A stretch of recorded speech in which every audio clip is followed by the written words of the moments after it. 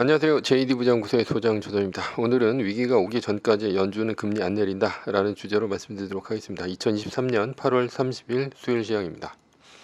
작은 돈 투자는 그냥 하시고 큰 돈 굴릴 때는 정확한 최신 버전 매뉴얼로 투자하시기 바랍니다.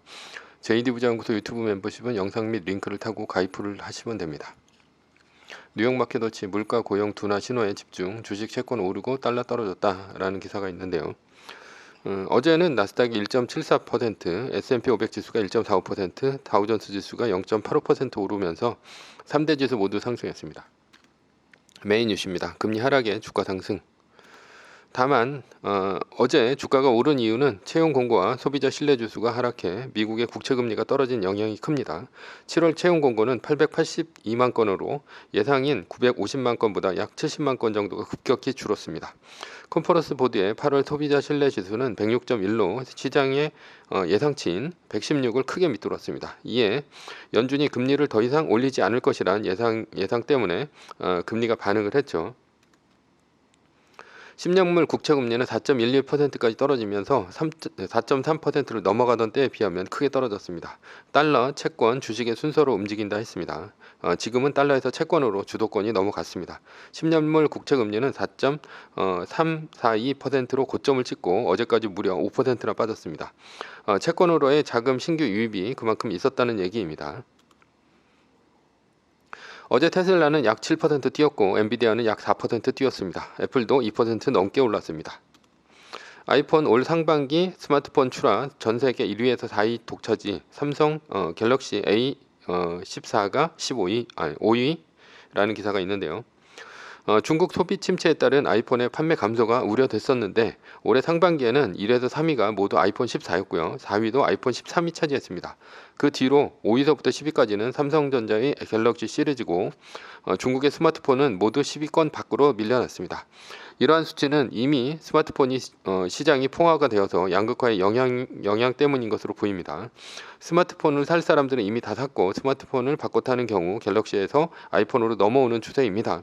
한 번 사면 오래 쓰는 만큼 가장 좋고 럭셔리한 폰이 아이폰이기 때문이죠. 새로 스마트폰을 사는 소비자들은 10대와 20대인데 그들이 처음 선택한 폰은 갤럭시보다는 아이폰입니다. 그래서 한국에서 10대와 20대의 갤럭시와 애플의 비율이 50대 50에 가깝습니다. 그리고 뭐 불황이 심해지면 돈을 많이 버는 사람들은 많이 벌고 못 버는 사람들은 아주 못 벌기 때문에 못 버는 사람들이 저가의 스마트폰을 사는 비율도 줄었기 때문인 것으로 보입니다. 애플 9월 12일 아이폰 15 공개 가격 오를 듯이라는 기사가 있는데요. 애플이 아이폰 15를 9월 12일에 공개를 합니다. 아이폰 공개를 앞두고 애플의 주가는 다시 오를 것으로 보입니다. 결론입니다. 이번 주 개인 소비 지출 PCE와 PC 가격 지수와 8월 비농 고용 보고서가 잘 나오면 채권 금리는 더 떨어질 것이고 주가는 더 오를 것으로 보입니다.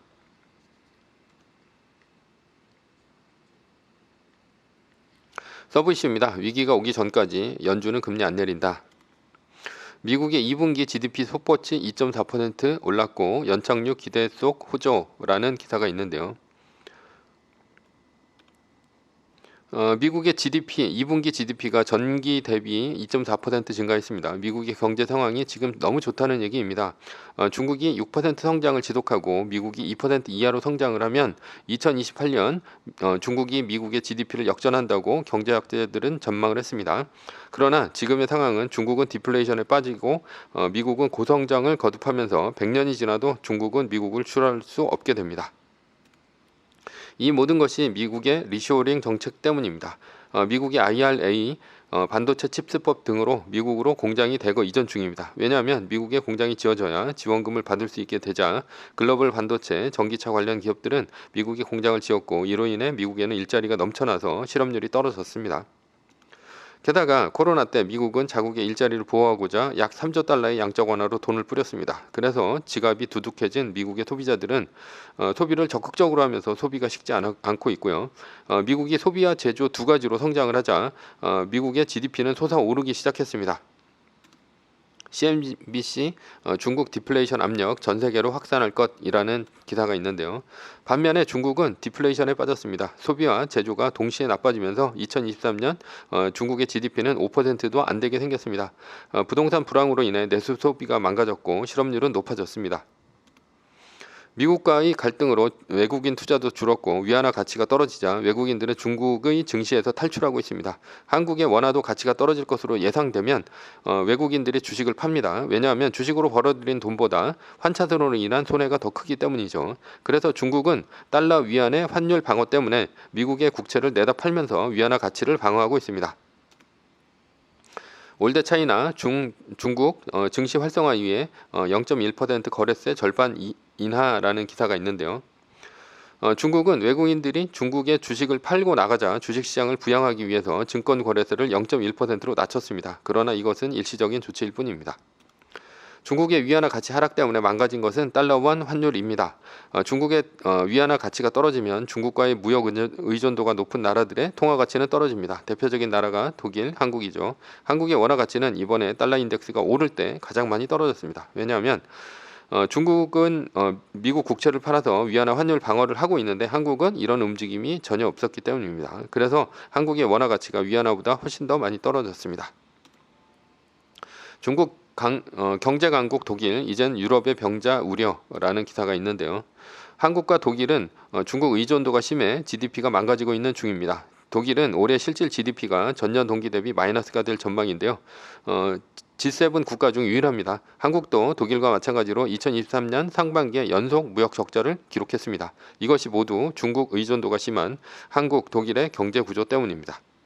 산업도 마찬가지입니다. 한국에서도 중국과 관련된 화장품, 여행 등의 산업 주가는 빠지고 있고 미국과 관련된 배터리, 전기차 산업은 오르고 있습니다. 한국뿐 아니라 중국과 관련된 미국의 기업도 안 좋습니다. 미국의 나이키는 중국의 실적 부진 때문에 12일 연속으로 주가가 떨어졌습니다.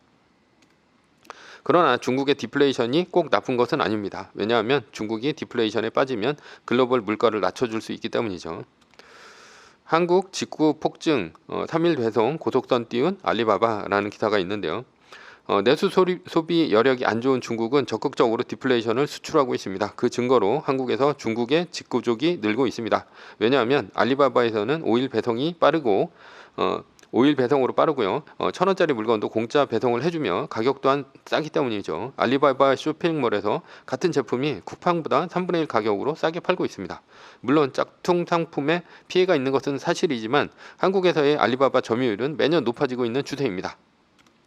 쇼폰부터 쇼핑까지 미국서 중국계 앱 1위에서 4위 싹쓸이라는 기사가 있는데요. 이러한 현상은 미국도 마찬가지입니다. 중국의 쇼핑 앱인 티무와 쉬인이 1위에서 1위와 4위를 차지하고 있습니다. 이것도 중국이 쇼핑몰이 저가 상품을 내세워 미국의 젊은이들을 공략한 결과입니다. 이 때문에 미국의 인플레이션은 2022년 8월 소비자 물가지수가 9.1%까지 치솟았으나 1년 후인 8월에는 3%대까지 내려왔습니다. 연준이 금리를 올린 탓도 있지만 중국이 디플레이션을 전 세계로 적극적으로 수출한 결과 때문입니다. 중국 이외의 브릭스 국가들 브릭스 공동통화 본격 논의라는 기사가 있는데요. 요즘 브릭스가 모여서 탈달러와 함께 중국의 위안화를 기축통화하자라는 움직임이 있습니다. 사실 브릭스에서 중국을 빼고 러시아, 인도, 브라질, 남아프리카 공화국 등의 나라는 외환보유고 차원에서 보면 모두 거지국가라는 공통점이 있습니다. 중국의 위안화가 브릭스에서 기준통화가 되어도 국제통화에서 갖는 기축통화인 달러의 위치는 아닐 것으로 보입니다. 중국의 위안화는 중국이 금을 쟁여놓고 그만큼의 위안화를 발행하는 금본위제 형태가 될 것이라는 얘기입니다. 즉 달러와 같이 미국의 신용에 기대어서 무한 발행하는 시스템은 아닐 것이라는 얘기죠. 그래서 중국이 위안화 국제화를 위해서 미국 국채를 팔고 금을 사고 있는 중입니다. 이것은 어떤 문제점이 있을까요? 만약 중국의 위안화가 브릭스에서 기준통화가 된다면 중국이 IMF 역할을 해야 합니다. 즉 브릭스에서 어떤 한 나라가 망하면 중국이 돈을 집어넣어서 그 나라를 구제해줘야 한다는 얘기입니다. 물론 중국이 망한 나라를 구제할 때는 위안화가 아니라 달러나 금을 넣어야 합니다. 왜냐하면 망한 나라가 부족한 식량이나 석유와 같은 에너지를 사올 때 중국의 위안화가 아닌 달러나 금이 필요하기 때문이죠. 즉 세계 경제 위기는 중국 경제 위기가 됩니다. 왜냐하면 중국의 외환 보유고는 줄어들기 때문입니다. 중국의 달러 기반의 기축통화를 위협하는 상황에서 미국이 취할 전략은 무엇일까요? 연준이 금리를 오랫동안 높이 유지하는 전략입니다. 미국은 왜 금리를 높이 유지해야 할까요? 첫 번째는 디플레이션에 빠진 중국을 압박하기 위해서입니다. 2023년 8월 30일 현재 미국의 기준금리는 5.5%인 반면 중국의 LPR 금리는 연 3.45%입니다. 글로벌 자금은 경제도 안정적이고 기축통화인 달러를 기반으로 한 미국 국채가 5.5%인데 금리도 낮고 신용등급도 형편없는 중국의 국채를 살 이유가 있을까요? 따라서 중국으로 신규로 들어오는 외부 투자 자금은 없을 것이고 기존에 있던 외국인 자금마저 지속적으로 외부로 빠져나가게 됩니다. 결국 앞으로 중국의 외환 사정은 더욱 나빠질 것입니다. 중국의 외환 사정이 나빠지면 브릭스를 비롯한 나라들의 구제금융에 중국이 적극적으로 개입할 수 없습니다. 적극 개입 못한다면 중국의 위안화 국제화는 힘듭니다. 기축통화 달러의 가치가 높아집니다. 두 번째는 현재 미국은 높은 금리에도 불구하고 호황입니다. 미국의 2023년 2분기 GDP는 약 2.4%인데요. 3분기는 2배인 4.8%라는 예측도 있습니다. 이렇게 미국의 성장이 강한 이유는 미국의 강력한 소비와 고용에 있습니다. 미국은 코로나 때 3조 달러를 퍼부으며 미국인의 지갑을 두둑하게 만들었고 이것이 강력한 소비로 나타났습니다. 게다가 IRA, 반도체 칩스법 등을 통해 리쇼어링을 한 결과 공장을 짓는 인력이 모자랄 정도로 강력한 고용 효과가 생겼습니다. 게다가 민주당 정부는 트럼프 정부의 정책을 이어받아 코로나 때 이민자 유입을 가로막았고 서비스 제조의 고용이 폭발적으로 늘어나는 계기가 되었습니다. 이것이 미국이 기준금리를 5.5%로 올림에도 불구하고 미국이 호황인 이유입니다. 반면에 인플레이션 때문에 중국을 비롯한 한국, 독일 등은 물론이고 세계는 대부분 불황입니다. 이러한 상황이 지속되면 약한 고리인 달러 부족 국가는 디폴트를 선언하게 되어 있습니다. 이때 IMF가 구제 금융에 나서면 글로벌 자금은 달러로 몰리며 기축통화인 달러의 가치가 높아집니다. 달러의 반대에 탈달러화하려는 움직임은 또 물건을 가게 되죠. 결론입니다. 탈달러의 조짐이 꺾이고 신흥국의 디폴트가 속출할 때까지 미국의 연준은 최대한 길게 높은 금리를 끌고 가려 할 것입니다. 물론 미국의 내부 문제가 터지면 연준은 금리를 낮추며 적극적으로 개입할 것입니다. 달러에 투자하는 서학개미로서는 나쁜 시나리오는 아닙니다. 왜냐하면 금리가 높으면 달러의 가치는 높아지기 때문입니다. 물론 투자한 미국의 주가가 급격히 떨어지지 않는다는 전제 하에 말이죠. 만약 연준이 오판에서 경기 침체가 와서 주가가 떨어지게 된다면 리밸런싱과 말뚝박기로 대응하면 됩니다. 매뉴얼입니다. 세계 1등 주식은 전고점 대비 2.5% 떨어질 때마다 10%씩 팔면서 리밸런싱을 하다가 나스닥 마이너스 3%가 뜨면 말뚝을 박는 것입니다. 그러다 반등이 시작되면 V자 반등 리밸런싱을 하면 됩니다. 자세한 내용은 JD부장연구소 인강 사이트에서 강의를 들으시거나 동영상 밑에 리밸런싱 말뚝박기 댓글 링크를 참조하시기 바랍니다. 전제는 세계 1등 주식은 우상향 합니다.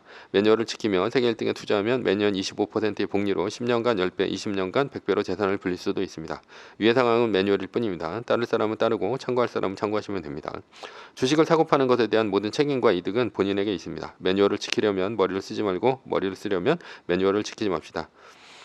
그리고 경고가 있는데요. 매뉴얼에 관한 댓글을 쓰시면 앞으로 예고 없이 강퇴 처리됩니다. 오늘은 위기가 오기 전까지 연준은 금리 안 내린다라는 주제로 말씀드렸고요. 지금까지 JD부장연구소의 소장 조던이었습니다. 콘텐츠가 좋았다면 구독, 좋아요, 알람 설정 부탁드립니다.